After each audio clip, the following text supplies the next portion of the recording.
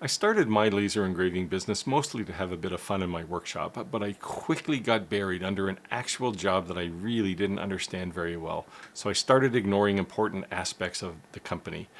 Now, being a slave to your business isn't the worst part of all of this. Understand that hanging over your head is the fact that 10% of small businesses are going to fail in the first year. By the second year, 31% are gone. And at the end of the fifth year, half of small businesses have disappeared. Now, ignorance almost cost me my company, and I certainly don't want that to happen to anybody else. So I asked myself, what have I learned that can help somebody start a small business to make money and have fun at the same time? Well, let me show you how to succeed if you understand just 4 critical things. So I'll start by confessing all of the ways I really screwed up in my company in the early days. I mentioned I had the wrong mindset. I just wanted to have fun, and I learned painfully that you can be nothing but deadly serious in a business, or it's going to eat you alive. I had no understanding of basic company operations. I didn't know accounting. I didn't know job estimation, inventory, profit and loss. All of those things were beyond me. I also didn't have a trusted mentor that I could go to, so I couldn't go to somebody and say, hey, how do I estimate this job and ensure that I make money and get it done in a timely fashion? No one was helping me, so I had to learn a lot of this the hard way. At the time, lasers were really immature. They were also very expensive. And as a result of all of this, I spent the first 2 years almost killing my business because I was just burning cash, buying the wrong lasers, not understanding the operations of the business. And anything I made, I inevitably sold for a loss, and it just about killed me. So as I reflect on all the places where I screwed up in my company in the early days, I wanted to come up with a few objectives I think you can follow to help improve your chances of success. Now, the first of these is going to be to set goals. You always want to have goals because you always want to know what you're working towards. This will help you keep focused. It's going to be the foundation of everything you do. So as you get started, set your goals for the coming year. By the end of this year, where do you want to be? What products do you want to sell? What lasers do you want to own? What revenue do you want to be making money, or are you still planning to be lossy after the first year? This helps set those expectations. Now, extend that out. Always look forward and say, in 3 years, here's my plan for 3 years, and here's my plan for 5 years. Now, those 2 plans are probably going to be wrong, but every year as you revisit your goals and set goals for the coming year, that will help refine that 3 and 5 year plan as well. As part of these goals, list 3 reasons why your company should exist. So why does it matter to you? Why should it matter to customers? And what is your general goal as far as product? What do you want to build, or what do you want to offer to customers? Next, and this one will sound really bad, but it's not intended to be a sabotage effort. List 3 competitors you've seen that you would love to drive out of business. Again, that doesn't mean I think you should attack them, but understand what they do and why you think they're doing it wrong, how you can do it better, because your ultimate goal is to have their customers calling you, begging for your services. Customers will jump in a second if they can get a better deal, if they can get a better product. They don't care who's making it. What they care about is it better than what they had before? Last on this list of goals, and again should start fairly early in your business, is get a mentor. Find someone who's already gone through the small business effort. Doesn't have to be in the laser engraving business, although that's helpful, but find someone who's been through small business who you can just pepper with questions as you get going. Those are the goals, and if you do these few simple things, this will keep your business focused forever. And that's a good segue into the second objective we're going to have for a new laser engraving business, and that's focus. You want to take realities head on and focus on them intensely, because reality will bite you if you're not careful. So first reality is you're going to spend money. To get your laser business up and running, you're going to need a laser. You're going to need materials. You're going to need some kind of workspace. So all of those things are probably going to cost you to start up $15,000 to $20,000. And if you're not paying attention while you're spending that money, it's going to disappear overnight. You're not going to pay off a laser, for example, in a year. It might take you 2 years. It might take you 3 years. But don't set an unrealistic expectation that you're going to buy a laser for $5,000 and in a week it's going to be paid for. So don't plan for that. Don't expect that. It's not going to happen. Next thing you want to focus on is your niche. Find your niche, figure out what it is you want to build, understand what you make and don't make, which is equally important. Pick a few products for your niche and just hammer them. Just keep building them, keep selling them. If they're selling well, great. Hug them like they're the last tree in the rainforest, because anytime you can sell something and make money, that's something worth selling. Learn everything you can about your products, your competitors' products, and how they all fit together.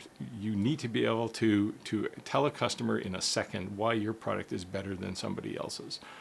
Finally, assuming any of that fails, maybe you're building a product and it was selling but now it's stopped, don't be afraid to pivot. Kill products off if they're not making any money. Expand your product line when it makes sense. So maybe you're selling everything you can so you have some bandwidth, and you can add another product to your product line. So you go from 3 products to 4 products maybe. Change your sales model if you have to. I personally did this. I started making volume products and realized it was just so problematic for my mental stability, we'll say, that I started making much more custom work. And that means I make far fewer of things, but I generally make more money while I do it. And there's a balance to each of those. Finally, don't forget that you might have to change tools. Maybe you started with a diode laser because you're doing fine photo engraving, and now you have customers asking you for cut acrylic projects. So now you need a different kind of laser. You need to go to a CO2 laser. So you have to decide, am I going to add a laser to my business, or am I going to sell the one I have and buy another one? And really that's determined by what you're building. The third objective here is around managing your budget. Budgets are obviously important. Hopefully I don't have to tell you too much about them, but if you overspend and blow your budget, your business is at risk. You personally could be at risk. So don't spend money you don't have. Don't go to loan sharks or anything. Don't get a loan in the first year if you can avoid it, because that's just going to add more burden. In the first year, you're trying to get your business set up, you're trying to focus, you're trying to build products, you're trying to generate revenue. The last thing you need is interest on top of all of that. So try to avoid that. And certainly don't borrow money against assets you already have. So if you own a house, don't borrow against your house to start your business. That could just end up having you live on the street. If things go bad, the market changes, or your business model wasn't quite right and you didn't change in time, bad things can happen. So limit what you're going to borrow and focus on spending money that you actually have in hand. So the fourth and final objective I want to talk about here is the right hardware. And by that, I mean laser. You're a laser engraving company. That means you actually need to own one. And it's imperative that you buy the right one, because this is going to be the single biggest capital cost you have for a year, possibly 2 years before you get it paid off. And if you buy the wrong thing, well, now you have a big expense that you need to replace with something else. And that puts your business at risk, especially in the early days. That's a really bad thing. So how do you know what type of laser to buy? Well, I'd say 3 questions you want to ask. First of all, is it easy to use? Can you take it out of the box, plug it in, and in this first day have something built? If you can't, be worried. Is it capable? Can it work with all of the materials and sizes that you want for your products, both now and in the foreseeable future? Maybe down the road you're going to want to work with acrylic, so you might want to buy a different laser now. Finally, is it reliable? Does it turn on every morning and work like it's supposed to, or do you go into your workshop someday and turn it on and nothing happens? Because if that's the situation, then you are losing money. You have no way to generate revenue, and you probably have a repair cost. Now, I get asked all the time by people who say, hey, I'm starting my own company. What kind of laser should I buy? And it would be very rare for me to say, buy a laser from company X. But in this case, I'll actually name names. I'll say with absolute certainty, if I'm starting a laser company today, I am 100% sure I would buy something from the Xtool product line. Now, Xtool isn't sponsoring this video. I'm not even sure they know I'm making this video. So anything you hear from me here is just my personal opinion, not a reflection of anything from any company. Now, Xtool lasers are not the cheapest. They tend to be 15 to 20% more expensive than anyone else, but there's a reason for that. They're very reliable. Their software is very consistent. They use something called the Xtool Creative Space, which works with every single product in their line. And what that really means is if you have a laser and you learn XCS and then down the road you buy their welder, you can use XCS. You already know how to use that tool, and that goes a long way to making sure that your business is streamlined. So those are some of the reasons. There's very few surprises when you buy an Xtool product, and I'll tell you from absolute firsthand experience, their support is fantastic.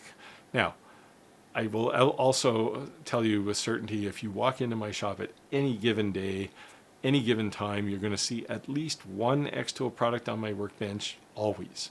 And that's because I actually like these tools. I use their Xtool P2S on an almost daily basis now. Now, I know this was a pretty high-level view of just some aspects of getting a company going. These are the ones that I screwed up big time when I was getting going, and just kind of solidifying this in my own mind was the opportunity to make sure that I was on track and stayed on track. So hopefully, my pain has helped accelerate your success, and you can get to revenue and profit faster than I did. I know, as I mentioned, Xtool is not sponsoring this video, but I will put some affiliate links down below. If you use those, you're helping out the channel. Also, if you got something out of this video, be sure to hit the thumbs up and subscribe. A lot of people who watch videos fairly regularly don't subscribe, and it's a nice gesture. It's a bit of a vanity number, but it's a nice gesture to know who's subscribed to the channel. Now, with that, I'll wind down and I'll say get out there, make your world and your business, and I'll see you next time.